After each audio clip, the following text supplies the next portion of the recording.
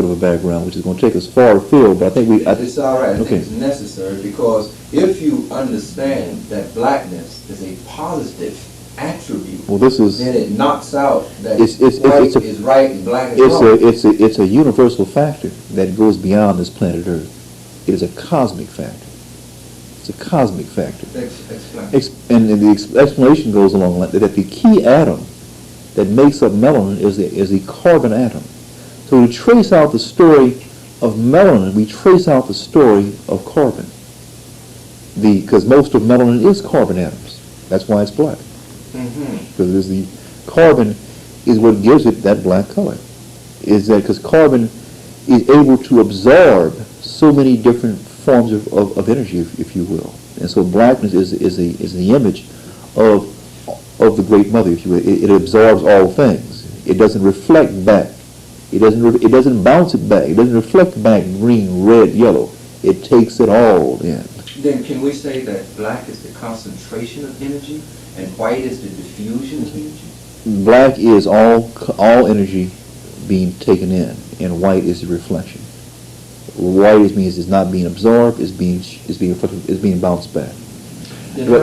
But I want to finish this carbon story. Please. For example, in the formation of this universe, one theory that is now in question, but yet has been a major theory for at least 20-some years, or 30-some years, is the Big Bang theory, that the universe began roughly 15 to 20 billion years ago, as space itself gave birth, or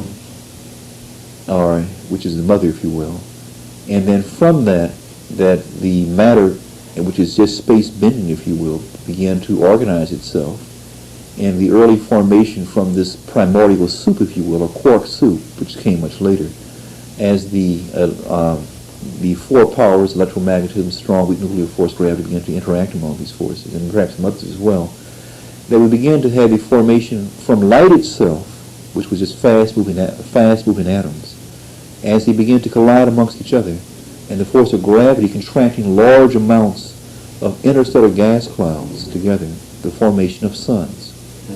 And as the suns began to form, they were largely hydrogen suns. It's just one atom, one proton, one neutron in the nucleus. And that from that, they would then form an inner core. And an inner core was these more dense elements being thrown together, impacting, fusing together, if you will, from simple atoms fusing to form more complex atoms. And it was a formation in this main star sequence of a thing called carbon stars. These are stars that have large amounts of carbon as a shell near the core, and they burn off their outer shell, and they reach a point in which they actually erupt, or if you would call it an explosion, where they begin to become even smaller. But they blow off their carbon shell into space itself, and this blackness actually is then put back into the interstellar gas clouds.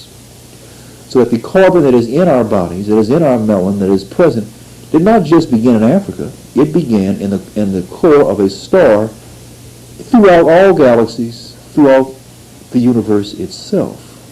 So this black stuff that we have in us is a cosmic factor.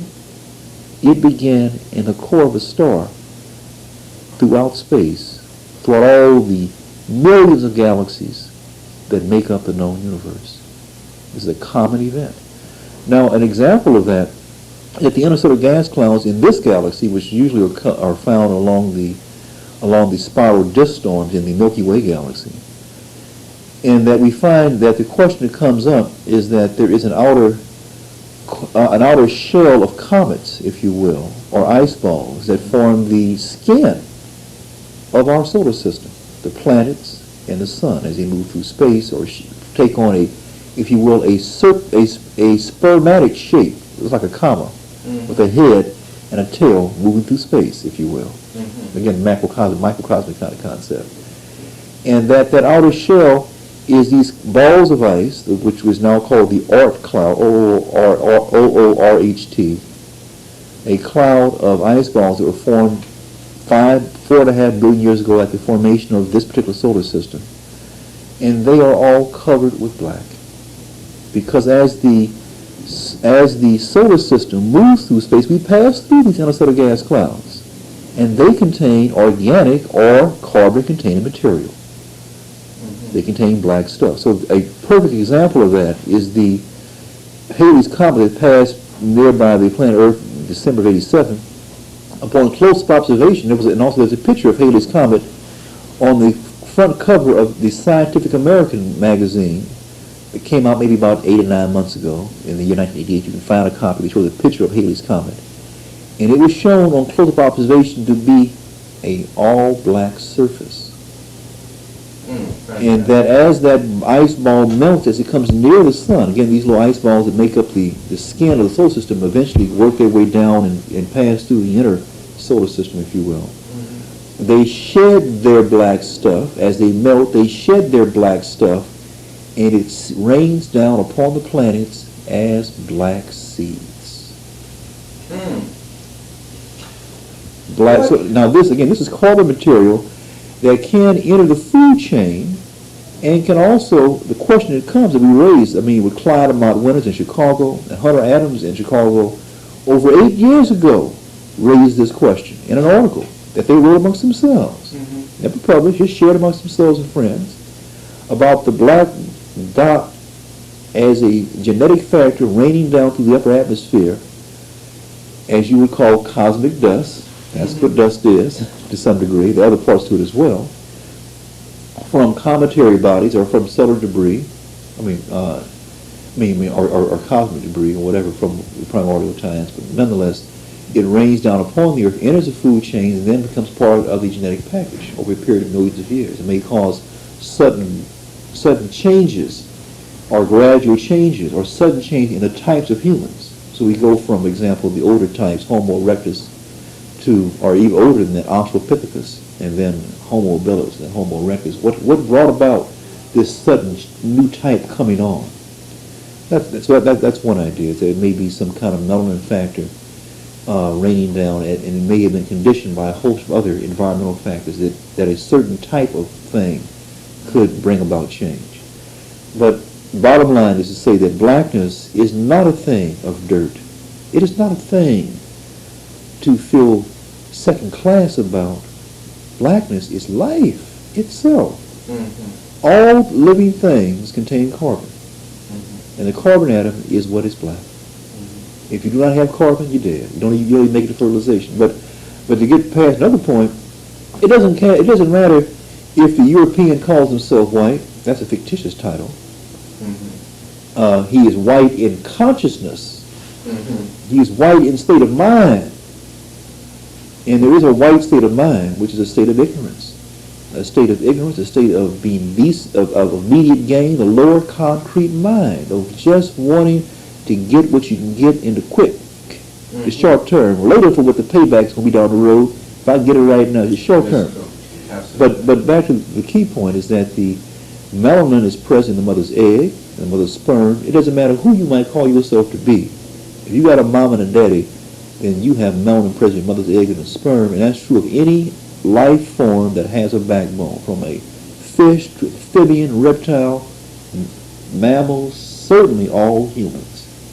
And when those two meet, mother's egg, father's sperm, within a matter of a few days, it forms a black ball of cells, and that ball of cells is black. And that's in all life. All life, they have the backbone. And especially in humans. And then the first two hormones that are produced in that early ball of cells called the trophoblast, it anchors itself into the wall of the mother's womb, the holy womb. Please continue. Okay, but the first two hormones that are produced in the trophoblast, again, produced from that black ball of cells, is a thing that is called ACTH, or adrenal corticotrophin hormone, and the other one is MSH, or melanocyte stimulating hormone. So one hormone anchors us directly to the production of skin pigment, or of blackness in the skin. And how so that this blackness in the skin is very important, because the melanin in the skin also is very actively involved in directing the growth of nerves and tissue. It helps to organize electromagnetic gradients that will then direct lines of growth for body parts. So it's very, very, very powerful. And again, that's true of of anybody. That's true of Ronald Reagan. That's true of Bishop Tutu. It's true of me, Dr. Ben O'Connor, Mrs. Bernice Lagan, Dr. Alfred Lagan. It's true of our beautiful black children who are being born just today. It's true of us all. But it is not. The question comes though, we've got a little bit away from it. In terms of, well, given all this, you got black-skinned people as being the fathers and mothers of humanity. How do you know that? Well, if black people began, if the oldest life forms are found only in the African continent, and that's indeed the case, there have been no skeletal findings of a human form older than 1 million years ago found in any place other than Africa. We find skeletal evidence of humans as far back as 8 million years ago. We find indirect evidence that is footprints in volcanic ash that go back as far as 11, some say 12 million years ago. 12 million? 12 million years. And that's physical body types, not even getting to the other question of other forms of intellect, which is another issue which we could go with. Oh, that's good. But this is only there. So in other words, Eden had at least 11, 12 spent just in the cradle. Absolutely. Just in the cradle. But Dr. King, is there a difference between white people and black people, Europeans and Africans, as we know, the melanin factor? As we sit here in New York City, my brother, and we look out among our communities, and we look at those who have and those who do not, there's clearly a giant difference. We have explained the reality of today's world.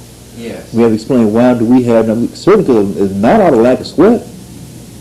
It's not out of a lack of direct good moral conduct.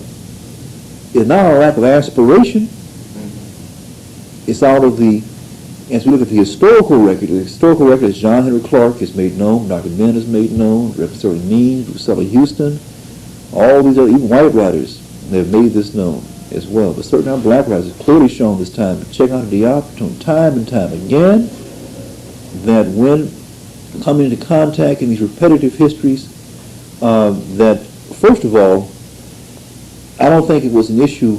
Well, let's speak to the differences first, and then we'll try to explain given those differences, how do we explain they came about, and how do we explain that they got the upper hand on the people who were so grand and so old?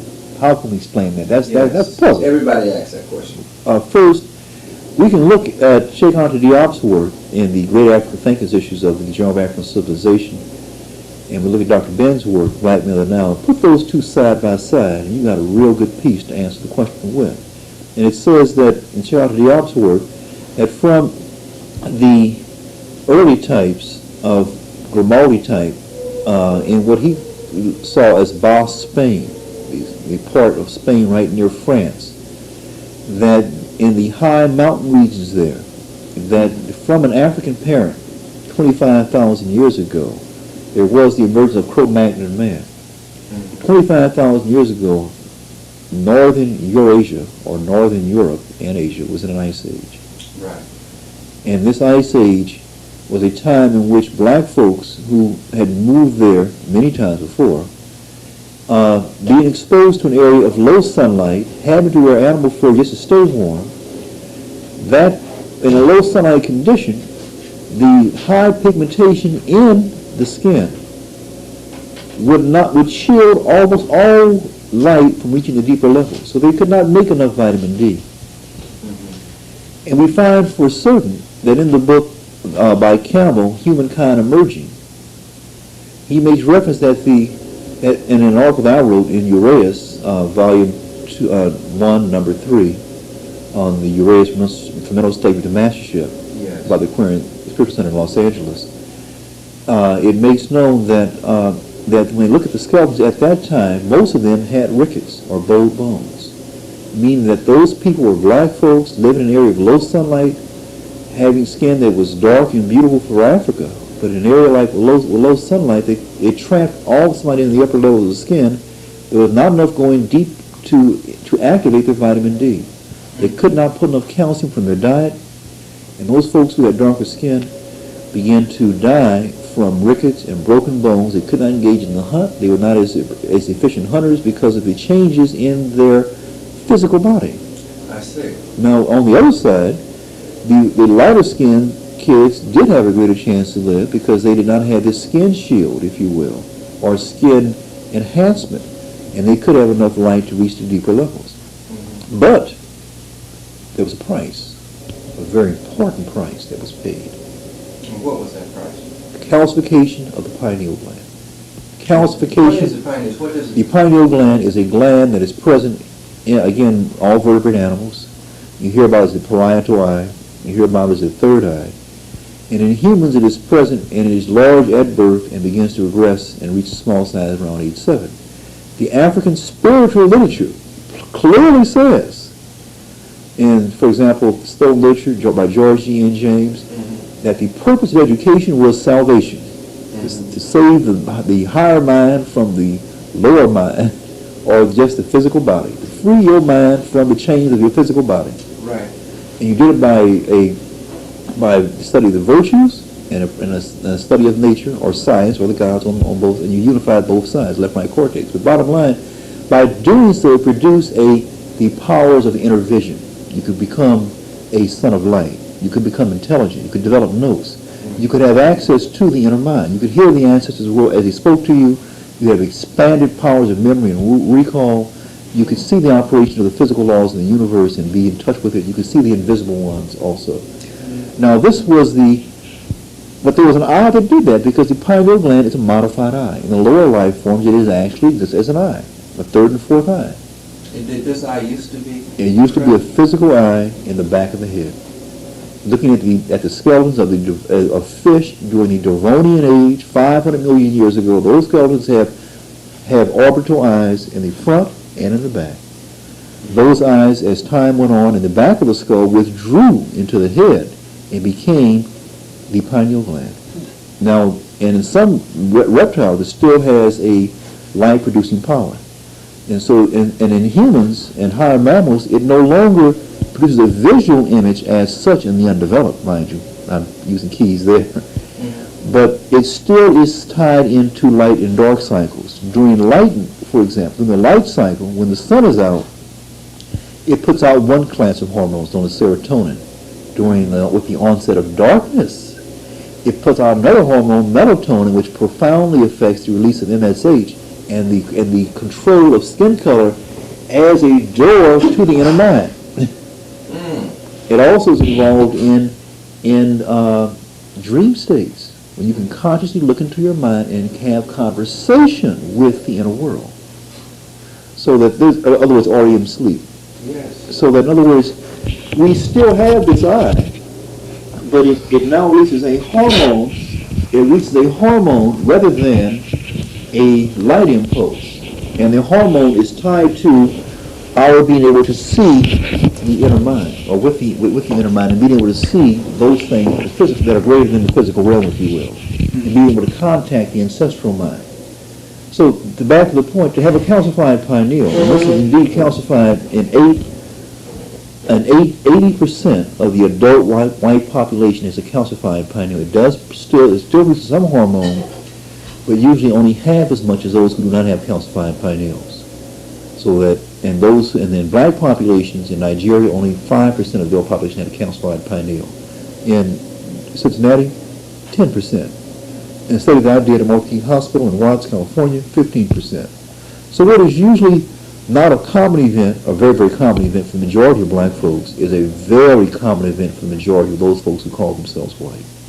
Their access to the inner mind is reduced because of a relationship between skin color. Now, I should also make known this, that melatonin, as Neferkari, Assistant Neferkari Stewart in San Francisco pointed out, is that it also, the pineal gland, but by becoming reduced in size and less active, also may have helped white folks survive in terms of their reproduction, because melatonin has an effect upon the gonads in terms of its size and fertility. And that for that group, if they had large amounts of melatonin, they may have had more difficulty in being able to have progeny and being able to reproduce. And there may have been a relationship between melatonin and the size and activity of the gonads. So there was another added reason to keep the MSH levels low and the melatonin levels low. because of some conflicts that would take place with MSH and melanin in the skin and the functioning of the gonads or the sex organs and their proficiency. But back to the key question. So from black people, in response to climatic change, there was a change in skin color and a change in access to the eye of inner vision. So that from that we notice that a people emerge who look like us. We got all kinds of shades of people, but they often do not think like us. So I use white because white is an illusion in terms of skin color, because my family got every kind of shade going. Some of them passing right now. Some of them being righteous right now. Most of them, if the two are very clear, can't even play that game, thank goodness. And so they embrace themselves. And they embrace themselves. But to have a people who have a calcified pineal, and as they begin to look inside their minds and begin to recall the memories of black mama and black daddy, and to not see it as sweet mama and sweet daddy, but to see it in a distorted way. You know, it's like turning on a TV set and you have a lot of noise in coming across the screen. You get a fuzzy picture, and you might distort it if you can't see real clear. Right. And so here we come back to this issue of the image of your God form. Usually you tend to paint things, you idealize things to look like your mother and your father. And let's imagine that your mother and your father died early because of broken bones from rickets, and you lost them, you missed them early on. Then you may feel negative feelings of rage and abandonment towards your parents who died early. You may also feel that your parents had a different kind of insight into the world than what you have, and you may be jealous of them. What is it like to have books that your mother and father can read, but try as you must, you can't read it. You read it, you can't get the sense of it. Absolutely. To hear a tune, and you can't get the beat of it. And you say something, and you know it's missing, and you know something ain't right. And so, but those are questions, but also to approach the dream world and to see those images and to see those black answers come forward to you, and then you do a psychological jingle, what we call reaction formation. You act the opposite of what you really feel. So you have a sense of hatred and horror for these black images that are really just memories of your dearly beloved ones. And you act the opposite of it, when in fact you love them. And you're definitely afraid that you can't be like them. You can't fit daddy's shoes. You can't even put on mama's apron. You're afraid you can't be that much man, that much woman.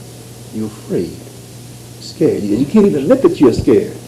All you can do is up there is front and try to act macho male. And you want to get into mama's house and get into daddy's house. And out of the desperate sense of jealousy, you want to take them off. You want to kill them. You want to possess them. You want to enslave them. You want to hold on to them. And you want to put them to sleep. But you don't want to ever lose them because you know that's your only door. You lose that door, it's over. So that the question, we do have the record, as Dr. Clark's point out, on multiple occasions, that the European Africans, at least in Egypt's history, that each intermediate period may have been a statement in which those folks came back home in a wave, roughly starting about 2500 BC or to around 1500 BC, several migratory waves of Europeans and their mulatto children coming back out of Western Asia, moving through the Indus Valley, throwing the Dravidian population into outright slavery, and instituting an Aryan caste system based on skin color in India, still present in India right now this day, and then moving into Africa and causing the first intermediate period, a period of chaos. Yes, it did. Causing the second intermediate period under the title of Hyksos, causing a third intermediate period, even following that, which we had never fully recovered from. So the question of they return, they look like us, our sense of humanity commanded us to give them bread, give them water, set in our house, and some of them were cool, some of them were not. We couldn't decide who was who. And next thing you know, the owner of the house is dead, both husband and wife and children are in chains. And quickly do they move to obliterate the images of black people in power. Quickly. I mean, but this is a progressive learning process over a period of many millennia. They learn more and more with each intermediate period of disorganization. So that we have these examples of people doing such things, causing the upheaval and enslavement of the African population in Kemet and in the Nile Valley. And we have the examples of them in West Africa during the recent period of imperialism and colonialism, the neo-colonial period. That there are people who have a white state of mind. There are people, now we should also be very clear, that there are people who are African who have a white state of mind. And so let us try to define some attributes of a white state of mind. Yes. So we won't be in a fuss about it. A white state of mind, calcified pineal, white state of mind is an inability or a difficulty in to be empathetic. In other words, I do not go upside your head because I feel your pain. I don't rape your wife because I can't stand to face you tomorrow. I don't do these things because I have learned my heart, there's an empathetic response that I have from you. I feel what you feel. There's also a thing of the presence, very, very important, of how do they get their sexual gratification. Yeah. Fundamental. If we look at who a person sleep with,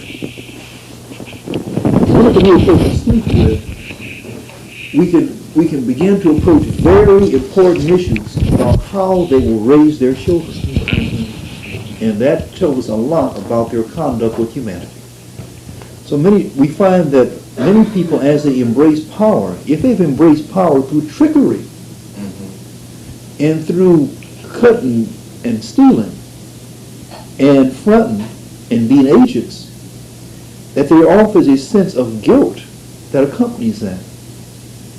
And they know, no matter what lie they may tell themselves as being divine, they know inside themselves that they're hustling, that they aren't really that idealized that they try to paint themselves as being. And it accumulates and it directly impacts upon their sexual practices. So the lack of ethics, the lack of ma'at, the lack of, or the goddess of truth and righteousness, the lack of developing the virtuous life that is talked about in the 42 negative confessions, and in the book of the Coming Forth by Day, the lack of the practice of those virtues lead to a confusion and difficulty in raising the powers of the Uraeus, or the powers of the inner mind up the sexual column, shall we say, because again, by living a virtuous life and studying arts and sciences, then it would raise the life force up the spinal column and would eventually energize the gland at the top of the spinal column, which is the pineal gland.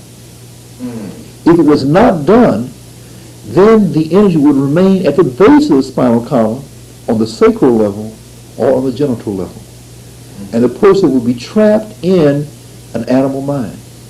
Immediate gratification. So one of the key hallmarks of a white mind is immediate gratification. They will pursue things for what they can get only in immediate here and now.